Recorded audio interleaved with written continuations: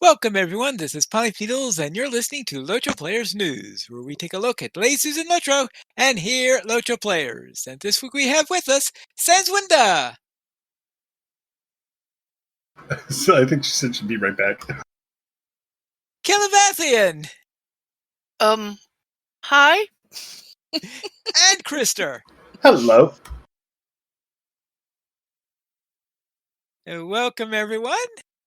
And welcome, team, as soon as everybody gets settled down, because it is time for us to have some discussion on the producer's letter. But before we get to that, we are going to go over a little update that we had. Update 32.0.4, which is another one of those small patches that was released on March 16th, 2022, where the Spring Festival arrived. And in the Spring Festival, the Freeland Festival grounds, of course, they tell you where those are, at the usual location, and of course at Doyland, Thorns Hall, and in Brockenborings. And the first thing that you should do after logging into the Spring Festival is active is to check your quest actions available UI for a free map to the Breland Festival grounds. Usual quest that you get every single time. Yeah, I'm sure you've seen this quest hundreds of times unless you're very, very new to the game. And the Spring Festival will run from March 17th through April 5th.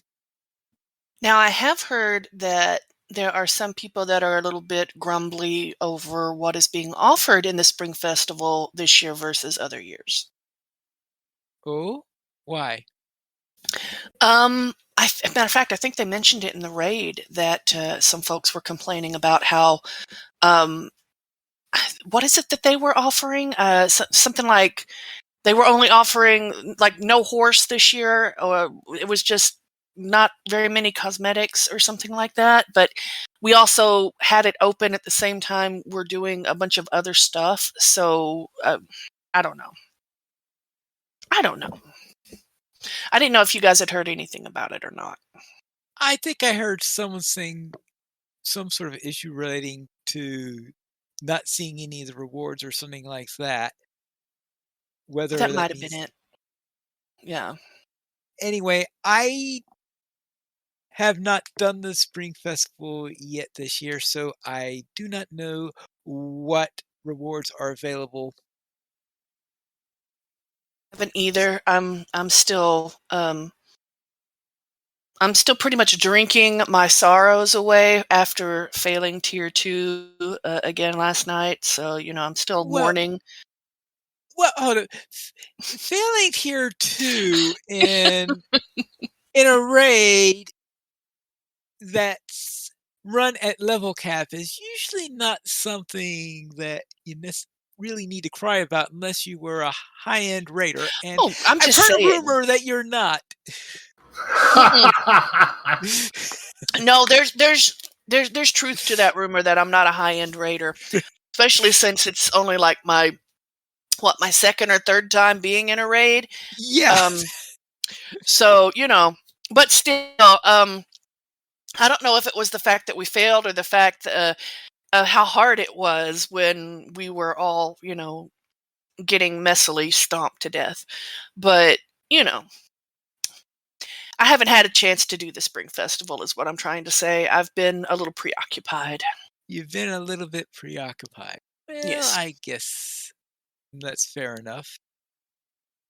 I mean, I was busy leveling a character, so I can understand how one could get preoccupied pretty easily. I mean, I had to make it sound good. I couldn't say, "Oh, I've been preoccupied because I've been having to, get my car inspected and my license plates changed over to New York." It's like, what? No, no, I've been drinking my sorrows away over a raid. Okay.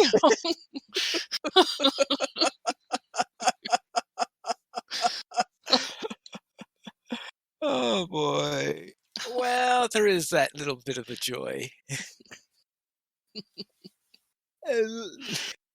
Well, Krister, did you attempt any of the festivaling, or were you very busy preparing for the raid also? Well, with the festivals, so for me personally, I basically do the winter festival until my eyes bleed.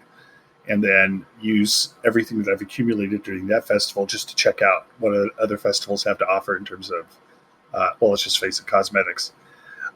So I took a look at the cosmetics and realized that there was no new horses out, and that was about it. So no, I haven't really done anything yet, but I didn't find anything that really fit, suited my fancy yet. I'll have to take another look because that's when I usually get motivated to go do the festival activities. Is when I go, hey, I really want that hat. Yes, I just checked Fibro Jedi's guides section, and he does not have a guide for the Spring Festival, which probably means that I guess there isn't anything, right? Because he certainly want to really keep track of these things right at the time, almost immediately after the festival comes up. He is showing what's available and all of that. So if it's not up yet, then that rumor might be true. That there's not a lot added this time around. That there might be nothing added if he doesn't even have a guide yet. Well, yeah, but I mean, there's also looking at that. There's also like we just had a new area open, and Hold on. Oh, he does have one here. Oh, good. He Okay. updated last year's article. Okay, that's what he did. All right. Wild spotted donkey. Oh, it's a cosmetic pet.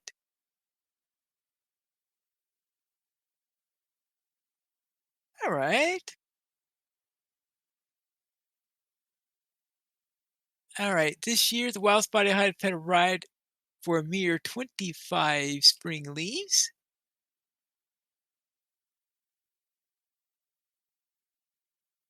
Right. And we also have the glittering stone floor and intricate flagstone floor.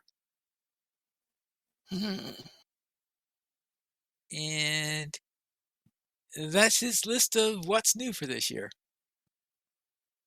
Oh, no wonder I missed the floors. Yeah, okay.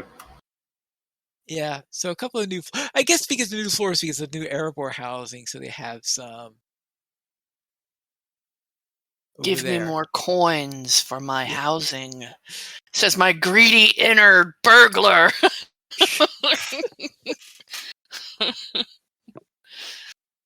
If I'm not running in, if there's a speck of floor in my house when I run over it, it does not say chink chink chink, then we have a problem. All right. Let's go into other notes from the update, and that is there's a new barter vendor, Overseer Hidden Horde Raid Reward vendor can now be found in Zidir Nesad, the steep set in Madugard. For a small Embers of Enchantment fee, this Overseer will exchange a piece of Hidden Horde class set armor for an equivalent piece designed for a different specialization. Rock on. Does that mean that the person who has been getting all this Warden gear can exchange it for Hunter gear? I'm hoping so, because the way that they word that is kind of suspicious almost. Does that mean, like, if I've got Captain Boots, can I trade him in for Bjorning Boots? Or does that mean that when I go there, can I trade that? I have the healing Captain Boots. Can I just trade those for the DPS Captain Boots? Okay. Well, how strongly are those things really connected to class? Because the hunters who are saying that they're getting Bjorning gear, it sounds like to me that they're getting is that they must have this bucket called medium armor rather than for each specialization class, and that they give it to you that's within your armor range. Well, I because there's two different types of armor that are dropping. There's the just kind of, I guess, quote unquote regular armor, and then those set piece armor pieces drop yes, too. that's right. They're talking about the set pieces here. Yeah. So the set piece, I haven't seen any of the set pieces yet. Is this only? I guess that's only from the dragon at the end. Yes, yeah, because I did get the boots, but I haven't gone to that vendor yet to take a look at it. But I'll take a look at that and see how that works, because I got the healing ones, and more than likely I would stick with those. But it'd be interesting to see what else is available too. All right. And also for quests and adventure areas, rewards for the Spring Festival cap level quest, seasonal, the coins of Naruhil, have been updated and will now award items to advance and improve your legendary items. So in other words, doing the cap level version can help your legendary item reward track, if I read that properly. But And that's as the non-reward track that I can't use, right? Or is this actually going to help me? what do you mean that you can't use? My things are still capped. Oh, everything is. Oh, you have the reward track capped right now? No, the things that it gives me are capped. I can't remember you're what talking they're about called the anymore. script. The script. Yeah. Oh, you're talking about the script. Oh, yeah, there is that headache with the script thing. So, yeah, you probably don't want to worry about that at the moment if Okay. you're bumping your head against the script cap. And as for reputation, you can once again barter for dwarf iron fragment crafting components with the Kindred Grey Mountain Expedition Reputation Quartermaster. Speak with the Dwarf Hold's Crafting Rewards Quartermaster. Actually, Sans, I'm wondering, with all the alts that you have, why aren't you pimping up the legendary items for your lower level alts so that they can at least have something so you can siphon off some of that script? Because I heard that you've got to change out stuff every 5 levels, and why?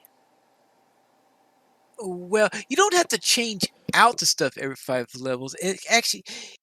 For example, the first tier of legendary item, you keep the same legendary item traceries from level 50 or I guess level 45, from level 45 to 85. So it's reforged that you do every 5 levels, but you don't change out everything every 5 levels. So, to actually siphon things off, they need the reforges to be payable in script, as well as gold. You can choose. Oh, okay. I was just thinking about improving your traceries, but okay, let's see. But Well, I guess I if you have work on that, but I could also just use landscape stuff. Yeah, I know, that's pretty much what I've been doing anyway, so. I was just thinking, if you wanted to spend all that extra script you've had. Yeah, but if I'm going to need to buy new stuff for my max level characters as soon as the level cap increases, I don't want to spend all of it. Well, I think... Because I'll need it to buy the new stuff. Well, you could just bring it down to 6,000 about. Yeah, but we don't know what they're going to price the new stuff at. They might price it at 6,000 a thing so that you have to constantly be earning more script. I strongly doubt that they're going to do that. Simply because hopefully they won't. But embers are capped similarly, and I can't buy more than 2 pieces of gear at a time.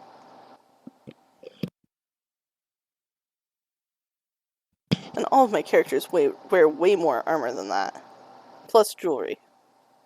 Well, I should hope so. You don't want to run around at the pony late nights. Codpiece helmet. What more armor do you need? I had enough embers to buy 1 piece of armor for each of my characters. My 2 level cap characters, so they each have boots or something. Yeah, no. Oh well, it was.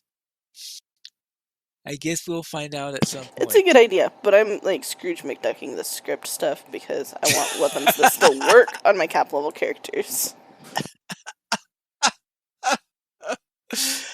And that's it for update 32.0.4. And I should also note, though, that there is a note that the Lead the Charge deed for the Hidden Hoard of Abnankara is being extended through May 18th. They expect that Tier 4 will be arriving in early April and that Tier 5 will be available closer to the anniversary. So note they gave approximate dates for Tiers 4 and Tiers 5 and that they extended the time for the Hidden Horde lead the charge. So that means, Krister, you have a little extra time to get that Tier 5 done. We'll lead the retreat, I think, is more my Tim style. Lead the plunge into the pit. Now let's go into the big news for this week, and that is the producer's letter for March 2022. The producer's letter is now a quarterly item. We had the last one in December, so we have another one now here in March, which is going to go over what they're planning for the second quarter.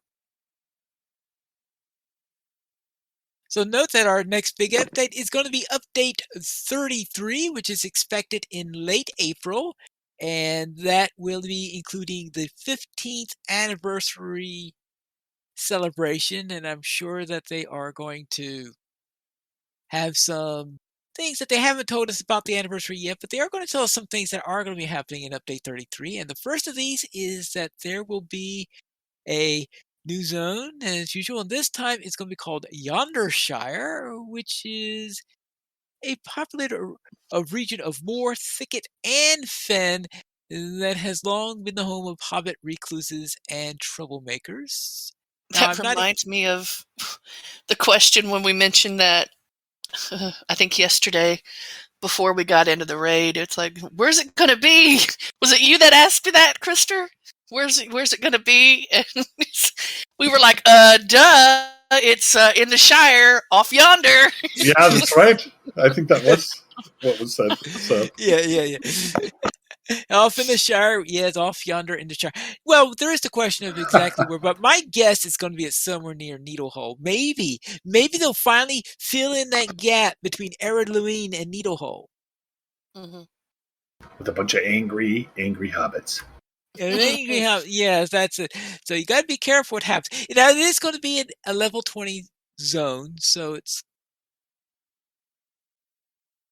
therefore it's not going to be super high relative to the levels for Ered-Luin or for the Shire. So I guess that would be my guess at the moment, is that's going to be somewhere around Needlehole, but I suppose that we'll find out soon enough.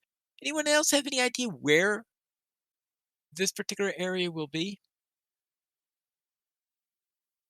Man, I don't know, because we found some hobbits, like, off in, what is it? Not Enidwythe, is it? Yeah, there's some in Enidwythe, yeah. It's like, where did y'all come from? Well, the hobbits did have a bit of a migration during the course of their history when they were going from the Vales of Vonduin, moving over eventually to Bree and later to the Shire. So in that time, they likely had a couple places where they stopped for a while before moving on. Obviously, this is the Yondershire is literally going to be the gateway to Far Harad. Obviously. Oh, they probably have like Moomox and everything. They've got tiny Moomox! Well, there is one little problem with that, and that is that it is a northern region. It's northern Far Harad. It's near Harad. And the second thing is that it's a level 20 zone. If it was going to be near Harad, I think it would be a much higher level zone than 20. Level 20, maybe connected to the Shire? That's why I was thinking around Needlehole. That makes sense. Yeah. I was about to say, somewhere off around Needlehole, and I was thinking about somewhere in between Ered-Luin and the Shire. It right. could kind be, of along that It could road. be like near Bindable Wood too, but I don't really want to go through Bindable Wood to get there. I wonder why. Yeah, and the terrain reminds me a bit of the bog up near Needlehole, which is why I was thinking that might be a good location for.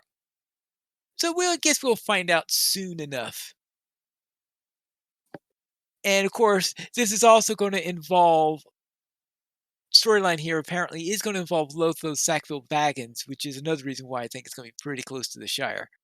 Yeah, and also it's long been home to hobbit recluses and troublemakers, and Lotho Sackville Baggins apparently aims to bully those local hobbits, and I vote we just let him try.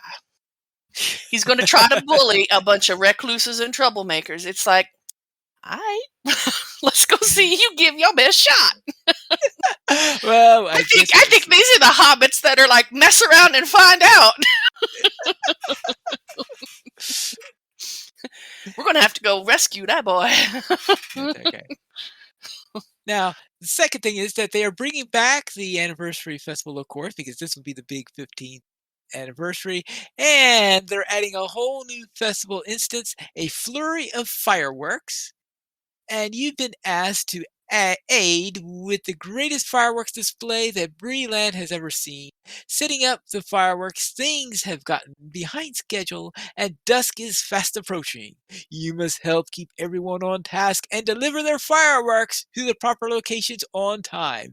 And if you're looking for a bit more, we've got an exciting gift to share with everyone, but we'll have more info about that when we get closer to our 15th anniversary. Just because we have been hanging out with Gandalf all this time, they think that we have to help people and be in charge of the fireworks. I guess that's what they've decided. And I hope they were. I was going to say, I hope what they mean is, and if you're looking for a bit more, we've got an exciting gift to share with everyone, but that will only be available to people that have had an account for the last 15 years, so that they can gloat and show everybody else. I think a lot of people will be very, very upset if you.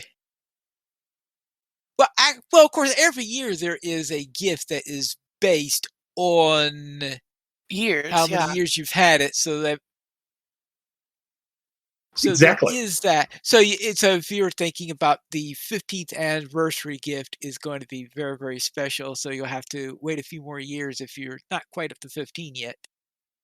It better be Dragok with a saddle on him.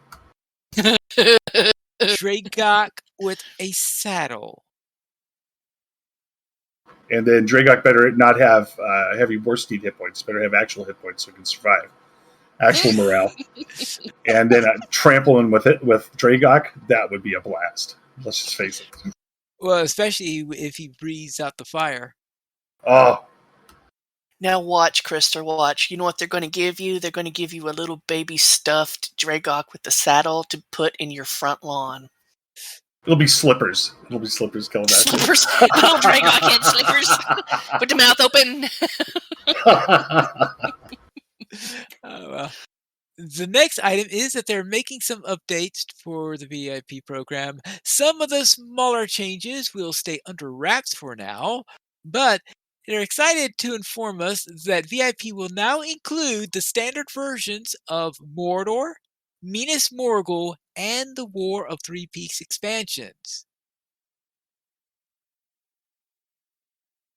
So therefore that means the three very recent expansions, Mordor, Minas Morgul, and War of Three Peaks. Now, suppose you are wondering, well, what about those expansions between Moria and Helm's Deep? That's another announcement which they made, is that all of the content released up to the release of Helm's Deep is going to be free for all players.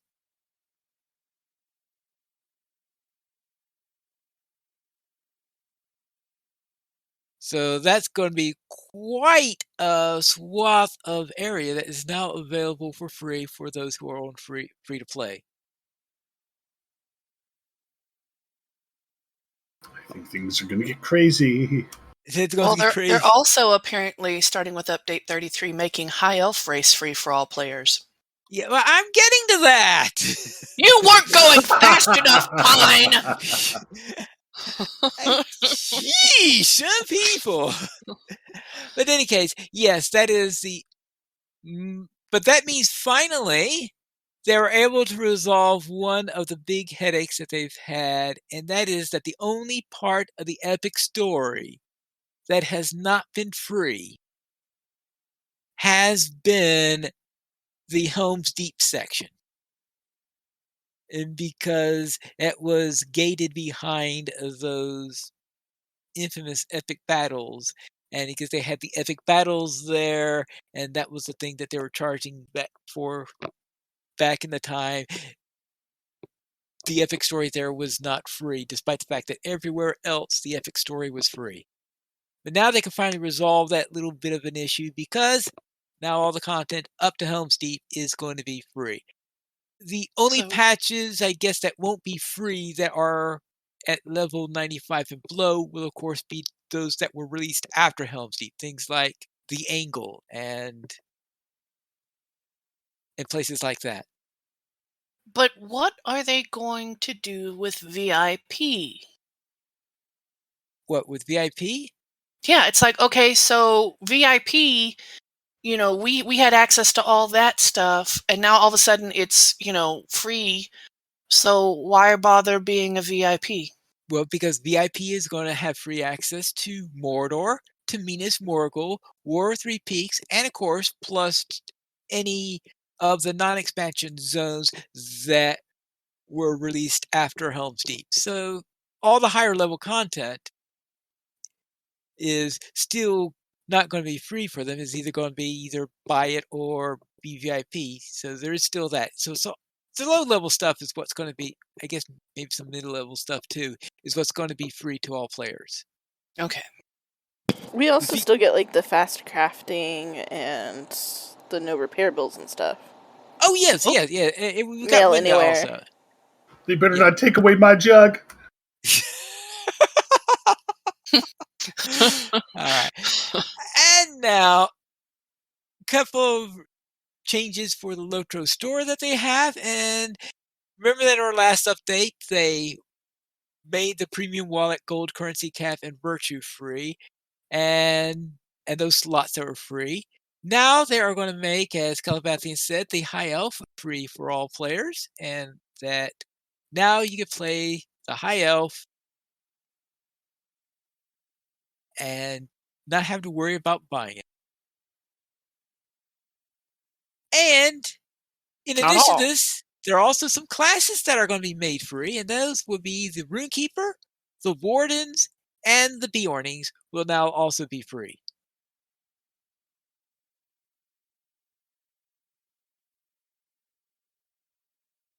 So that is quite a large number of them all the way in there.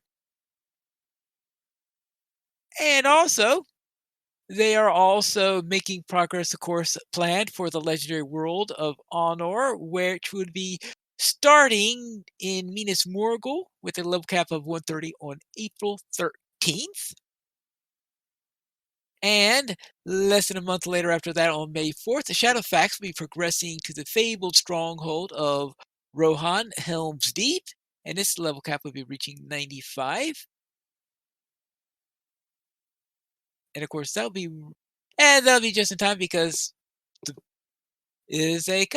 for the people on Honor on Shadowfax, of course, that will be all that stuff will be free for Helm's Deep since that will be after the change to what's free in that, and no other cost. And finally, at the end of June, Treebeard and Shadowfax will both be taking on further steps. And on June 29th, Treebeard will make its second jump, entering the dangerous forest of Mirkwood, and Shadowfax then will be heading off into Gondor on June 29th.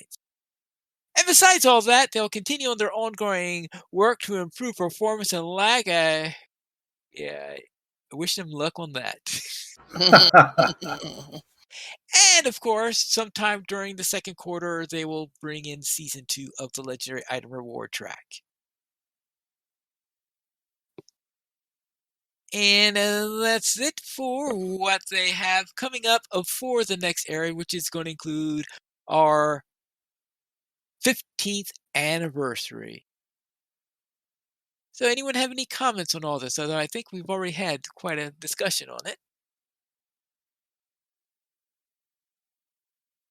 Yeah, I feel like Bree is even going to get more like non-canon being flooded with high elves, Bjornings.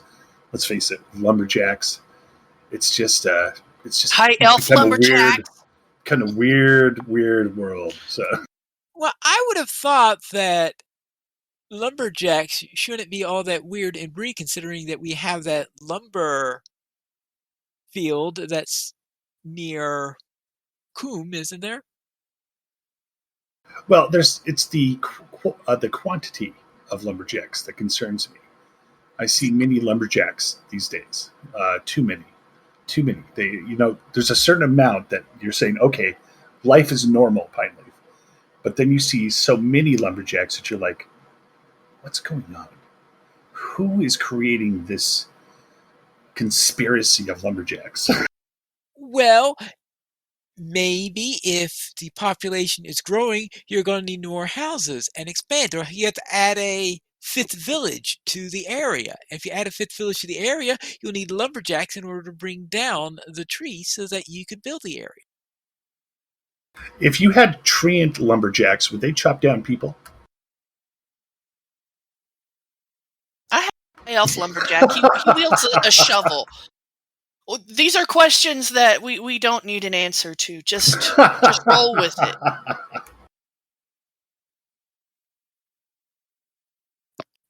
But it'll be cool, actually. So I think it's great that they're opening that up, and I think it makes sense to open the standard up for all the other expansion zones too for VIP. So I like the direction they're going, frankly. All right. So we'll see how that works in a few months on how everything's going. We just hope that if there's a huge influx of people as a result of this, that they could keep up on trying to prevent the lag. Because right now there are some lag spikes that I wish that didn't occur, let's say. Yeah, especially when you're in the middle of a raid, say tier 2. Well, yeah, there is that. Tier 1 even. Why did everybody freeze? Yes. Yeah, there's a way it freezes too, where you feel like when you're going to come out of the freeze, you're dead. I don't know if you guys have ever seen that before, where it's just this particular kind of pause and hesitation. It's like, ooh, it looks like I took a lot of damage. Uh-oh, I just froze. I think I'm dead. Oops. Yeah. I would say that's probably one of the greatest challenges in the game, is to finding all those sources of lag and finding a way to get rid of them. Let's then head on to the LOTRO Beacon, which there will not be a LOTRO Beacon for the next 6 months, probably at least, because the beacon is going on hiatus as Cordovan tries to concentrate on getting the new website up and the new forums up and everything interacting with that. Apparently he feels that he doesn't have enough time in which to be able to get it done. So the beacon and his live streams, his Friday live streams, are going to be put onto the table so that he will have more time to work on updating the website and the forums over the next 6 months. And we hope that things go smoothly so that he'll be able to get back to his other things in the future. We going to get our news? What about? I literally went through getting all of my screen caps, looking at him today, going, which one of these am I going to send into the beacon and give it a shot finally? And oops. Poor timing on that. yeah, because I was also typing up on my next chapter of Morkendeer's fan fiction, and I was hoping to make it in the beacon. Not for 6 months or so, though. Not for 6 months, apparently. Oh well. See, this is okay. I was about to say this is another reason why I drink, but I haven't been. I've only got like strawberry flavored water. So I mean, just pretend. Just pretend. Just pretend. Just pretend. Just Yeah. pretend there isn't alcohol in there. No, Just pretend it's the clear pinkish liquid is like, I don't know, it's an adult beverage. and not, Kool-Aid, basically. All right. Well, we'll see. Let's then head into our store sales this weekend. Sans window, what's on sale? Well, this week, you can forge your own ring. Get 20% off Crafting Guild Access, ingredient packs, crafting accelerators, rapid craft, crafting tiers, recipe books. All the way through March 24th. There's also a weekly coupon code for free dye, free dark green dye, and the coupon code is Greenery, GREENERY, now through March 24th. So if I forge my own ring, can I still bind people in the darkness with them, or is this like a lesser ring? No, I have a feeling this is going to bind them into the forest because of all the greenery. Oh, okay. Well, I guess we go back to those tree ant lumberjacks and. I was hoping to forge a ring pop. Hey, grape flavored. Let's head into our weekend gaming. Calabathian, what were you up to? Well, for LOTRO, Tier 2 makes me weep. Tier 1 soothes my urge for shovelly vengeance, though. I do want to know why you don't win life itself if you manage to beat Tier 5 raids overall, though. If the difficulty increase between Tier 1 and Tier 2 is an indication of what Tier 5 is going to be like. If you were to beat Tier 5, it's like, why do you not just become Emperor of the known world? Because Tier 2 is like, holy moly! But... Krister, do you have an answer for that? Well, it's basically, it's kind of, I think it is entirely based on your perspective. So in the LOTRO world, what Emperor of the World T5 just means is you've got a title, and then I think they get a coupon or they get a free small soda at the Praising Pony, if I'm not mistaken. So no, the T5 guys. Impossible. Krister, I did the impossible, and all I got was this T-shirt. Well, yeah. Now the T1 is where we can get away with people not being fully geared, not being at the max that they could possibly be. If you haven't gotten access to raid gear, getting the either crafting it or trading embers in for the embers gear.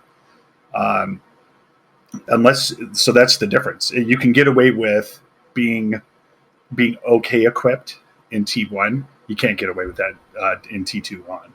In T2, we saw that. We have to have the best gear, and we have to be able to function well together. And so that means, like people staying in a group, people being aware of puddles, people being aware of, like for instance, the big one for us is in Hidden Horde, is once we're engaged in the bosses, if you get knocked off that platform, you're done. And it didn't matter that you were at full health or any other factor, you just are gone for the rest of that fight. And then, of course, the real frustration there is being that hard and then getting to that point near the end where we phase into that final battle. And if we wipe at any point in that final battle, it resets the whole thing, and we have to start all the way back. So that can be just purely demoralizing,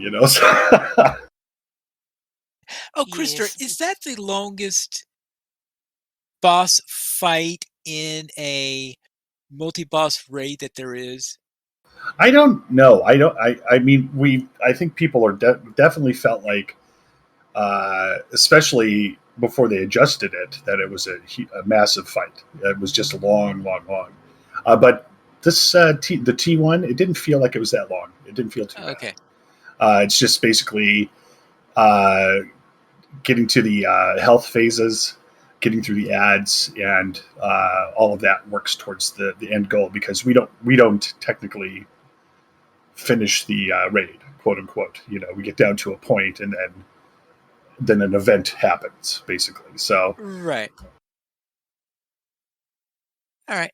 Continue, Sebastian. Well, also in LOTRO, speaking of cassowary and everything, since that's who I was running the raid with, since he's my only 140 character at this time. The Academy on Friday, I believe we ran some, was it skirmishes or instances? Let's see. What I think we ran. why not both? Let's see. I think we attempted to run the stairs, if I remember correctly. Yes, attempted. Attempted is the key phrase on that. So I was especially keyed up because we attempted that before I kind of jumped in on the raid, the T2 raid. So my whole Friday was Oh yeah. hand me my whiskey. So Oh yeah, that's right. After that, what we did is we went into the lofts after that, which is Yes. a public instance. Yes, which wasn't actually too bad. But those were nothing like our last attempt. I mean, we kind of were, on the stairs, but the lofts went really, really well. Much shovel smacking was had. And that kind of helped, I guess, ease things a little bit, because our last attempt at doing skirmishes and such, not this Friday, but the last Friday with the Academy, I think we attempted some 6-man skirms with 5 people, so we were already one down. And then before the end, we had to have one leave for our, offline related things before the end. And no, we did not survive that skirmish. Okay, thanks, bye. We did this time though, this Friday, because we did well, except the stairs. But it's the stairs. So, but we did really well otherwise, so that was good. And then in ESO, RNG continues to mock me. I can hear it mocking me. I have 2 rare fish left to get for Northern Elsewhere. They're purples. Today, I literally caught every non-purple rare fish in Northern Elsewhere, but the 2 I'm missing. Some of those I caught twice. Also, I was fishing, and a blue oasis dragon frog kept going back and forth past me. Now, it's a blue frog with dragon wings. Since it wanted to die so bad, I obliged it and killed it. And I went to collect my lake bait from it, as you get from the other frogs, guts and whatnot. And I got poultry. What in the name of FDA violations? How do you get poultry from a dragon frog? I don't remember. What is a dragon frog? Poultry. It is a frog with dragon wings. What part of that says poultry? I guess because I have never seen one of those. I guess I was never paying attention to the frogs near the ponds. Okay, but at this point, guys, in all seriousness, I have fished out every spot in every river in Northern Elsewhere trying to get these last 2 fish. I have destroyed the ecosystem. That has to be why I'm not actually catching these last 2 rare fish, which, as a necromancer, is a bit par for the course. However, that should also mean that I could just resurrect them and make them flop out onto the shore for me to collect them, even if they were dead, especially if they were dead, if I had destroyed the ecosystem. So, yeah, RNG is just mocking me at this point. It's just laughing at me. And I don't appreciate it. I'm going to cry. Anyway, Krister, how about you? How was your week? Well, I think the raid was a big success ultimately after the massive failure at the start of it. But trying T2 was something for us to try, and now we're going to stick to doing T1 for a while.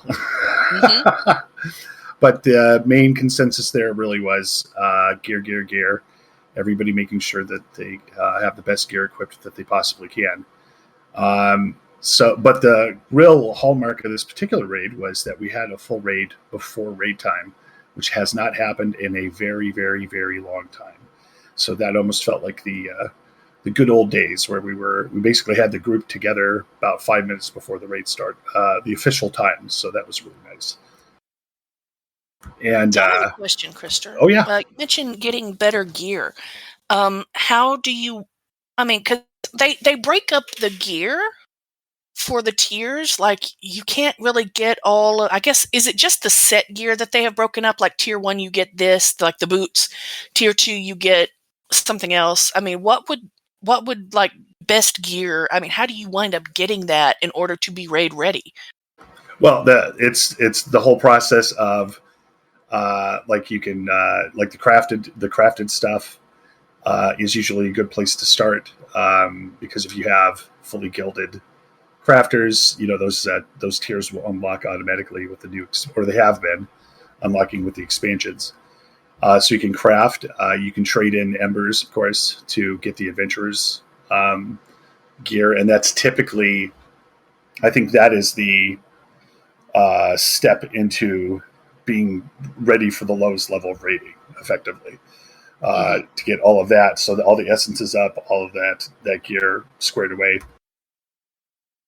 And then just make sure you, there might be a way to trait for a raid that you might not necessarily trait for normally. Like, for instance, a long time ago, I started just fully trading out my res for each of my lines, because it's such a powerful tool to have that in any circumstance I should have that res available if I'm raiding.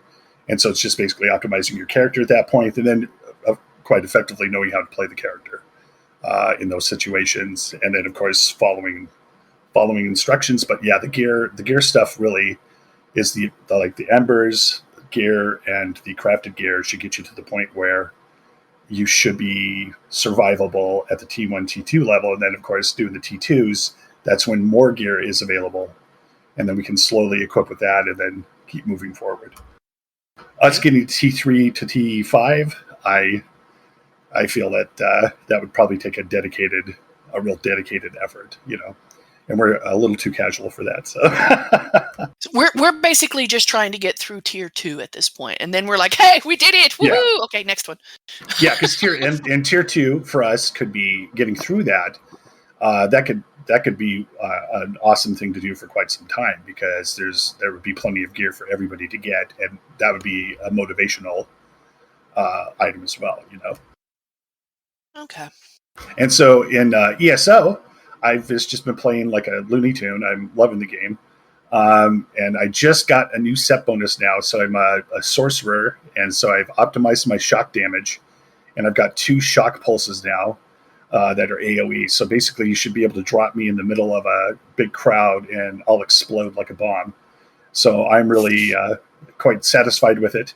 And I was thinking that if the robots from the Matrix had captured my orc, then they could have just destroyed the rest of the human race and used my orc as their battery, because he would have had enough power to power all of them. So, and I've been doing sponsors for our raids lately with some of the ad work that I've done for LPN. So I'm going to continue to come up with some more ads. So I might have to share those on the show. And then I had an epic Civ 6 defense where the Zulu nation was attacking me through this choke point with 6 giant death robots, and I had about 5 machine gunners and 1 giant death robot, and I managed to beat them back. And it was an epic battle. It was just beautiful, and I think you guys are the only people that would ever appreciate it, or at least if you play Civ, that is. And Sans, what did you get up to? Well, with the rejects, I tanked the first 2 Fornost instances, or opening them up, and it was pretty fun. Couple of hairy pulls, but not too bad. And it's kind of interesting, like, tanking with a captain and a Bjorning, because they can both pull aggro pretty easily too. Especially if they're not paying attention to which taunts they're using. But they've got heavy armor too, so it's all good, right? No, it was fun. And I got bonus points for remembering to turn the mobs around, so Terry was generous with her bonus points distribution. Don't think they'd get you, like, anything, though, except maybe bragging rights in the podcast. And I finally got some new allies for my level 130 burglar, which is good, because that's using some of those scripts, finally. But also not good, because to do that, to get the nice teal things to slot, I had to appraise her items, and so now I have even more script. Yeah, so, well, I used some of it. And then I need to go test those weapons still, but I'm pretty happy with how they're looking, and looking forward to trying them out. That stealth speed boost is pretty fun, and was, of course, the first thing I bought. And then I made 2 new characters in Final Fantasy XIV this week, because I was able to make them on servers that I had not been able to make them on before, so that was pretty cool. And that was pretty much my week. How was your week, Pineleaf? And I'll begin with my wardens in question. I had a pair of wardens who decided to run a couple of instances. This was running solo versions of some instances I haven't run much of. One of them was the Narrow Delve, and I ran that on a level 50, on a level 45 character, on a level 52 character. I wanted to see, can I finally be able to figure out how this instance and be able to how to survive it. I managed to, the first time I did it, it took me 2 attempts against the first boss before I managed to beat the first boss.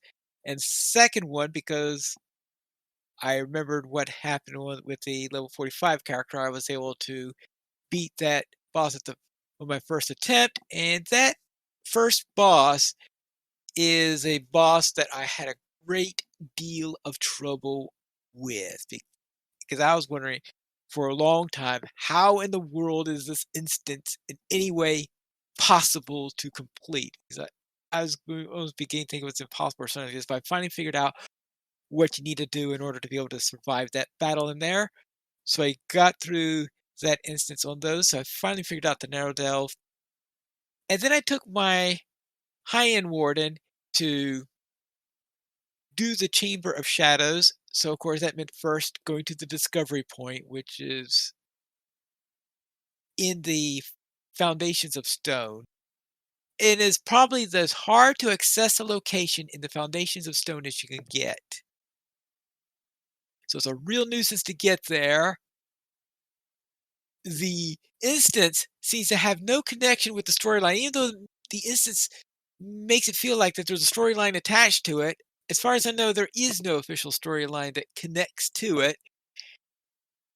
There's one boss in there. It's a very short one, and there are absolutely, positively no decent rewards in this entire thing. And I'm wondering, outside of me just wanting to go and try out this instance,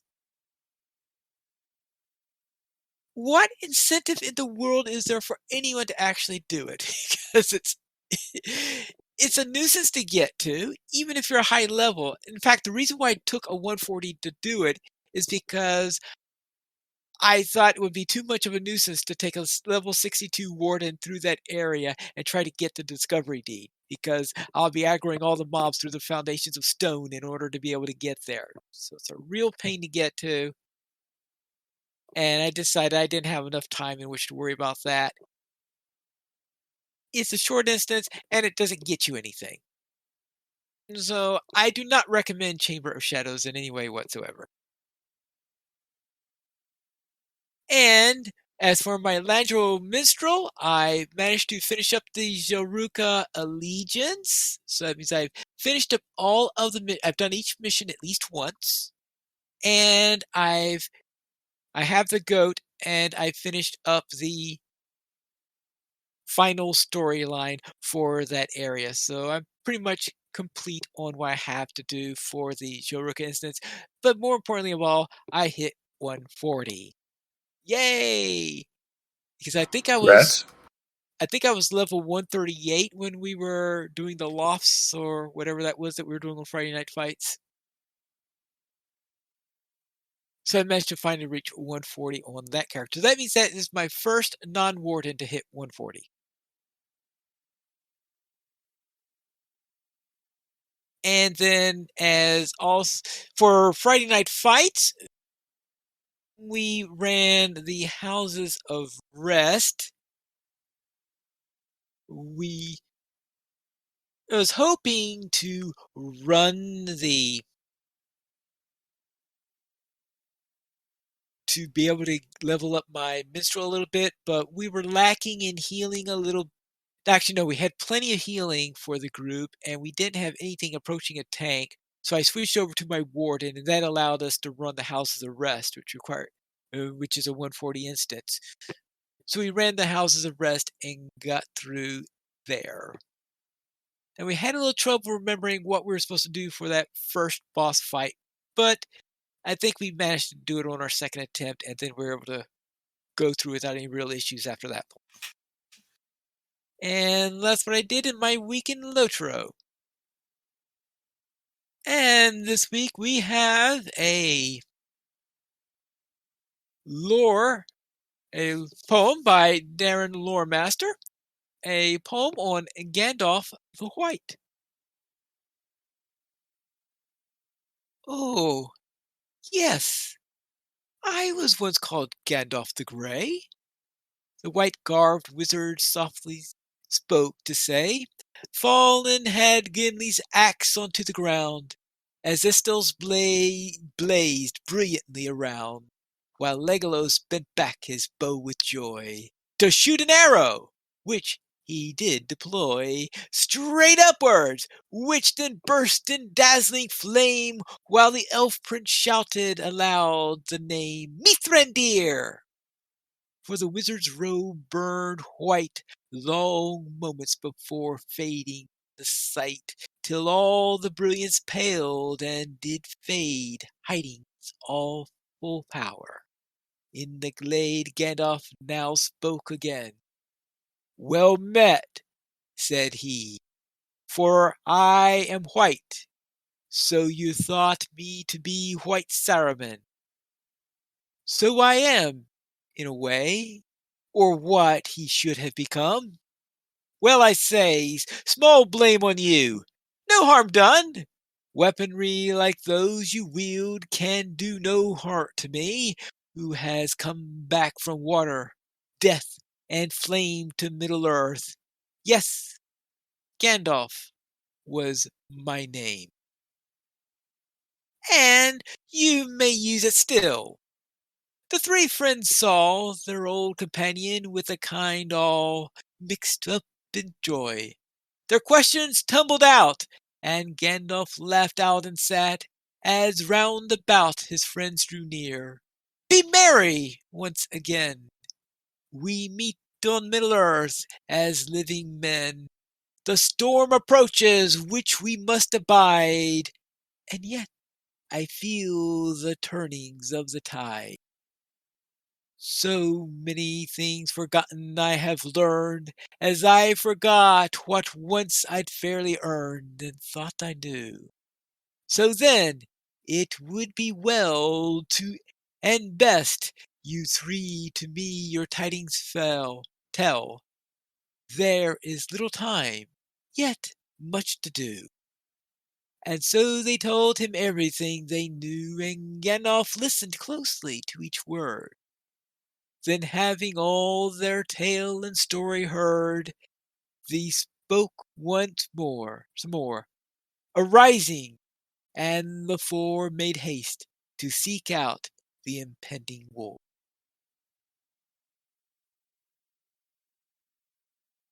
And that is Darren Loremaster's Gandalf the White.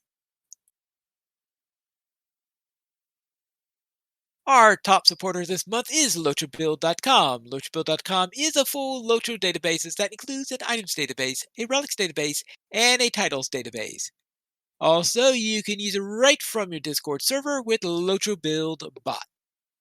We currently have 15 supporters on Patreon. If you'd like to join this illustrious rate of players and help support LOTRO players, you can go to the donations page. You can support the Players Alliance on Patreon. Your money will be used for podcast hosting, website hosting, and to pay for our live shows. We do not have any emails this week, but if you like since when, you can send it to podcast@lotraplayers.com. You can also follow us at Twitter, the Players Alliance at Players Ally, Lotra Players at Lotra Players, Arendis at Arendis, Pineleaf at Pineleaf Needles, Senswinda at Senswinda, Terry Edwin at Terry Edwin, Guarendis at Guarendis, and Calabathian at Calabathian. The Players Alliance has 2 shows on Saturdays at 8:30 p.m. Eastern Time. We have Lotra Players News, and we record DDO Players News when Drac is available. You can join us for our shows at lotraplayers.com/live.